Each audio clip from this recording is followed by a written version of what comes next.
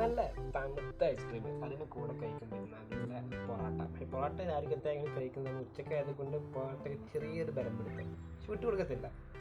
ഒരുപാട് നാൾ ആഗ്രഹിക്കുന്നുണ്ട് ഐസ്ക്രീം പൊറോട്ടയും കഴിക്കുന്നത്.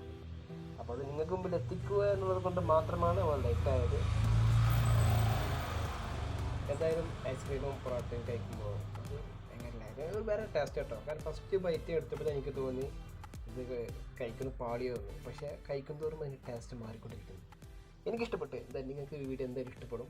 ഈ ഒരു ഫുഡ് നിങ്ങൾക്ക് ഇഷ്ടപ്പെടും. നിങ്ങൾ ട്രൈ ചെയ്ത് നോക്കും. അടിപൊളിയാണ്. നമ്മൾ ഓരോ ബൈറ്റ് എടുക്കുമ്പോഴും അതിൻ്റെ ടേസ്റ്റ് മാറി മാറി നല്ലൊരു ആസ്വദിച്ച് കഴിക്കാൻ പറ്റിയ ടേസ്റ്റിലായിട്ട് അത് എത്തുന്നുണ്ട്. നിങ്ങൾ ട്രൈ ചെയ്ത് നോക്കും. നിങ്ങൾ കൊണ്ട് പറ്റും. നിങ്ങൾക്ക് ഇഷ്ടപ്പെടും.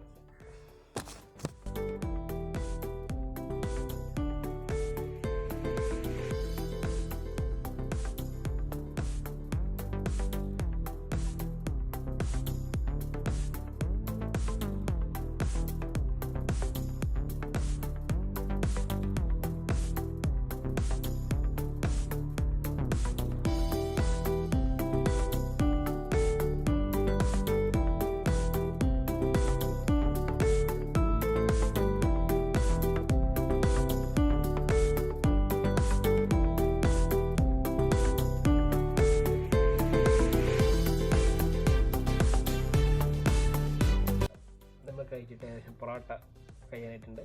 അതിനെക്കൂടെ നമ്മൾ 2 ഐസ്ക്രീം എടുക്കുന്നത് ഏതൊരു ഐസ്ക്രീം ബാക്കി ഒരു പൊറോട്ട ഒരു ഐസ്ക്രീം എന്ന കണക്ക് തോന്നുന്നുണ്ട്. അറിയത്തില്ല കേട്ടോ. എന്തായാലും അടിപൊളിയാണ്.